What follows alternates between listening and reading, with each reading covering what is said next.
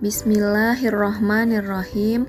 Assalamualaikum warahmatullahi wabarakatuh. Selamat pagi anak-anakku, siswa dan siswi kelas 5. Bagaimana kabarnya hari ini? Semoga kita semua selalu dalam keadaan sehat walafiat dan tentunya tetap semangat dalam belajar. Alhamdulillah, hari ini kita bertemu lagi pada pembelajaran tematik. Kita memasuki tema G subtema 1. Hari ini kita akan belajar muatan pelajaran IPS. Sebelum memulai pembelajaran, alangkah baiknya kita membaca basmalah. Bismillahirrahmanirrahim. Hari ini kita akan belajar tentang KD 3.3 dan tujuan pembelajaran kita hari ini yaitu siswa dapat menjelaskan proses kedatangan bangsa Eropa di Indonesia, perlawanan bangsa Indonesia terhadap penjajah, dan perkembangan pergerakan nasional Indonesia. Sejarah masuknya bangsa Eropa di Indonesia. Yang pertama, direbutnya kota Konstantinopel, kini menjadi negara Turki, ke tangan Kesultanan Turki Ottoman pada tahun 1453. Yang kedua, penemuan teknologi pelayaran untuk berlayar menuju Kepulauan Nusantara. Yang ketiga, semangat dan dorongan untuk mendapatkan 3G, yaitu mendapatkan kekayaan yang disebut dengan gold. Yang kedua, meraih kejayaan atau glory. Dan yang ketiga, menyebarkan agama atau gospel. Jadi 3G itu adalah gold, glory, dan gospel. Yang terakhir yaitu mencari rempah-rempah. Rempah-rempah sangat berharga dan mahal karena dibutuhkan untuk perawatan kecantikan, obat-obatan, dan bahan ritual dalam upacara keagamaan. Yang pertama, penjajahan Portugis. Bangsa Portugis pertama kali masuk ke Indonesia pada tahun 1512 di bawah pimpinan Alfonso de Albuquerque. Tahun 1522, Portugis membantu kerajaan Ternate mendirikan benteng untuk menghindari serangan dari kerajaan Tidore yang dibantu Spanyol. Spanyol dan Portugis bersaing untuk menguasai perdagangan rempah-rempah di Maluku. Persaingan berakhir melalui perjanjian Saragossa yang membuat Spanyol meninggalkan Maluku. Akibatnya, Portugis memonopoli perdagangan serta ikut campur dalam urusan kerajaan. Akhirnya, Portugis berhasil diusir oleh rakyat Maluku pada tahun 1575. Perlu kalian ketahui, menurut Kamus Besar Bahasa Indonesia, memonopoli artinya mempunyai hak tunggal untuk mengusahakan atau membuat, memperdagangkan, memiliki, dan sebagainya sesuatu. Dan berikut ini adalah lukisan potret diri dari Alfonso de Albuquerque. Yang kedua, bangsa Eropa yang datang ke Indonesia adalah Belanda. Belanda pertama kali datang ke Indonesia pada 27 Juni 1596 di Banten yang dipimpin oleh Cornelis de Houtman. Awalnya, ekspedisi de Houtman disambut baik oleh rakyat kerajaan Banten. Akan tetapi, tingkah laku de Houtman yang kasar tidak disukai oleh rakyat dan Raja Banten.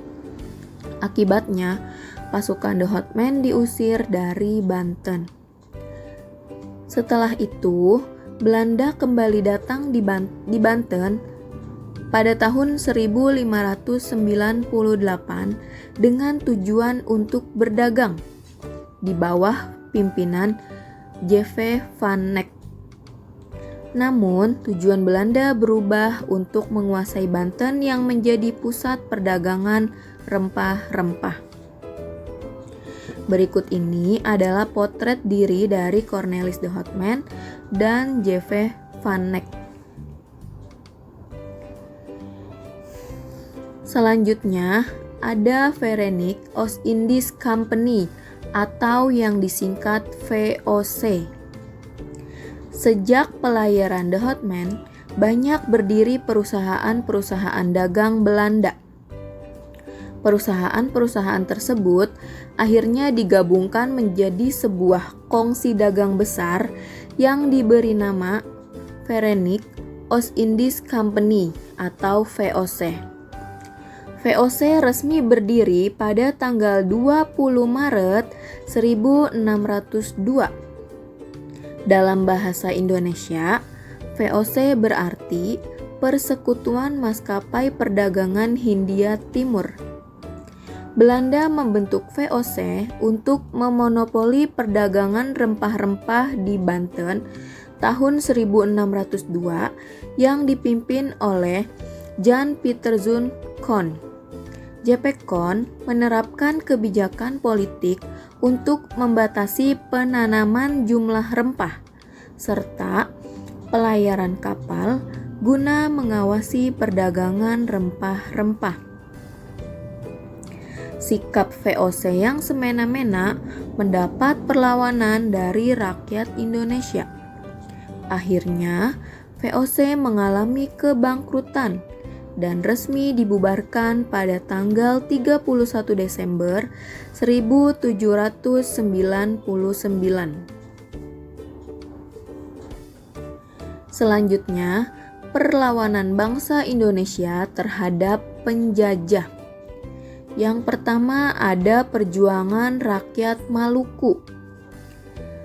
Tahun 1533, Sultan Ternate yaitu Sultan Hairun menyerukan perlawanan untuk mengusir Portugis.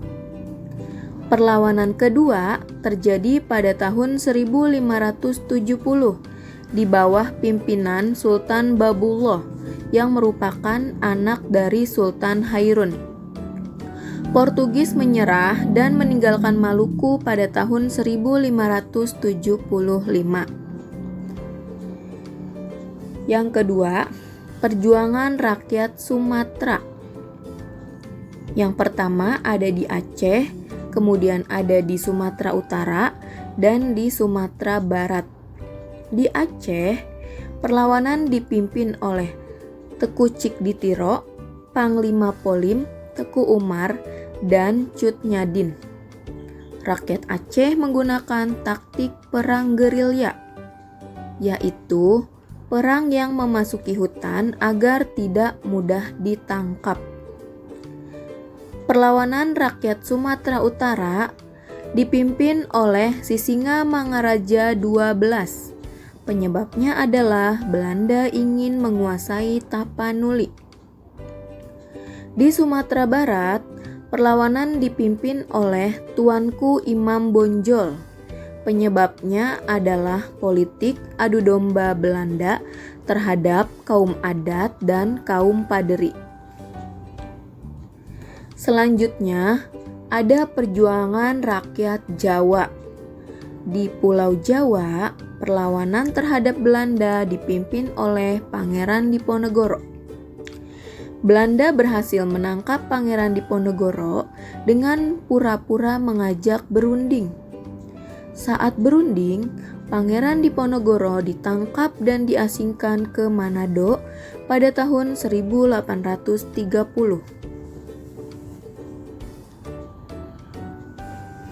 Yang keempat, perjuangan rakyat Bali. Sikap Belanda yang melanggar hukum tawan karang menjadi penyebab perlawanan rakyat Bali. Perlawanan dipimpin oleh I Gusti Ketut Jelantik di sekitar benteng Jagaraga sehingga disebut Perang Puputan Jagaraga yang terjadi pada tahun 1846 sampai 1849. Perlawanan berakhir ketika Belanda dapat menguasai benteng Jagaraga. Yang kelima, ada perjuangan rakyat Kalimantan Selatan. Pangeran Antasari memimpin perlawanan rakyat Kalimantan Selatan. Penyebab perlawanan adalah sikap Belanda yang berusaha menguasai kerajaan Banjar. Belanda juga memonopoli perdagangan dan mencampuri urusan kerajaan. Itulah perlawanan-perlawanan bangsa Indonesia terhadap penjajah.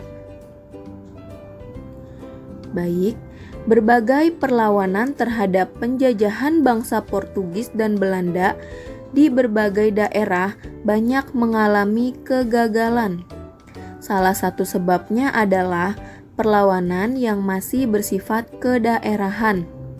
Misalnya, suatu kerajaan sedang melawan penjajah, tetapi daerah lain memilih tidak terlibat, kecuali diminta bantuannya untuk menjadi sekutu. Perlawanan yang dilakukan sendiri-sendiri tersebut menyebabkan rakyat Indonesia mudah diadu domba dan dipecah belah oleh penjajah. Selanjutnya, perkembangan pergerakan nasional Indonesia. Seluruh perjuangan yang bersifat kedaerahan itu kurang berhasil dan berakhir dengan kemenangan kaum penjajah. Namun, kekalahan itu tidak memadamkan semangat perjuangan melawan penjajah. Hal itu justru menumbuhkan rasa persatuan dan kesatuan di Nusantara. Semangat inilah yang mendorong adanya pergerakan nasional di Nusantara. Apa sih yang dimaksud dengan pergerakan nasional? Ya, pergerakan nasional adalah suatu bentuk perlawanan terhadap kaum penjajah yang dilaksanakan tidak dengan kekuatan bersenjata, tetapi menggunakan organisasi yang bergerak di bidang sosial, budaya, ekonomi, dan politik. Jadi, melawan penjajahnya itu tidak pakai senjata, melainkan pakai organisasi-organisasi. Pergerakan nasional melawan penjajahan diawali pada tahun 1908 dengan berdirinya organisasi Budi Utomo. Berikut ini ada teks tentang organisasi Budi Utomo. Teks ini ibu kutip dari buku tematik 5G. Budi Utomo didirikan pada tanggal 20 Mei 1908. Organisasi tersebut dipelopori oleh Dr. Wahidin Sudirohusodo. Pengaruh munculnya kebangkitan pergerakan nasional di Indonesia. Ada dua faktor yang mempengaruhinya, yaitu faktor internal dan faktor eksternal. Faktor internal diantaranya yaitu penderitaan rakyat akibat penjajah, lahirnya golongan terpelajar dan cendekiawan, serta sejarah kejayaan hidup kerajaan-kerajaan Indonesia di masa lalu. Adapun faktor eksternal yaitu kemenangan Jepang atas Rusia dalam perang pada tahun 1905, masuknya paham baru seperti nasionalisme dan demokrasi, yang terakhir kebangkitan nasional negara-negara tetangga seperti India dan Filipina. Masa pergerakan nasional Indonesia dapat dibedakan menurut sifatnya, yaitu ada masa kebangkitan nasional, ada masa radikal, dan ada masa moderat. Masa kebangkitan nasional periodenya yaitu sekitar tahun 1900-an. Sedangkan masa radikal periodenya adalah 1920 sampai 1927. Sementara masa moderat Periodenya yaitu sekitar 1930-an. Karakteristik organisasinya. Masa Kebangkitan Nasional karakteristiknya yaitu perjuangan bangsa melalui organisasi. Kalau masa radikal, karakteristiknya yaitu pergerakan politik menggunakan taktik non-kooperatif serta mendorong semangat kebangsaan dan persatuan. Sementara masa moderat, karakteristiknya yaitu pergerakan politik menggunakan taktik kooperatif dan memperjuangkan kepentingan rakyat. Adapun contoh organisasinya yaitu pada masa Kebangkitan Nasional, contohnya ada organisasi Budi Utomo, Sarekat Islam, Indis Partai, dan Muhammadiyah. Sedangkan pada masa radikal, ada organisasi Perhimpunan Indonesia atau yang disingkat PI, kemudian ada Partai Komunis Indonesia yang disingkat PKI, dan Partai Nasional Indonesia yang disingkat PNI. Sedangkan pada masa moderat, contoh organisasinya yaitu Parindra dan Gerindo. Alhamdulillah, materinya telah selesai. Semoga kalian bisa memahami materinya dengan baik. Jika ada pertanyaan, kalian bisa menghubungi Bu Guru ya. Oke, baik anak-anak, demikianlah materi yang dapat Ibu sampaikan. Kurang lebihnya mohon maaf. Kalian tetap semangat dalam belajar dan tetap jaga kesehatan dengan menerapkan 3M. Terima kasih. Wassalamualaikum warahmatullahi wabarakatuh.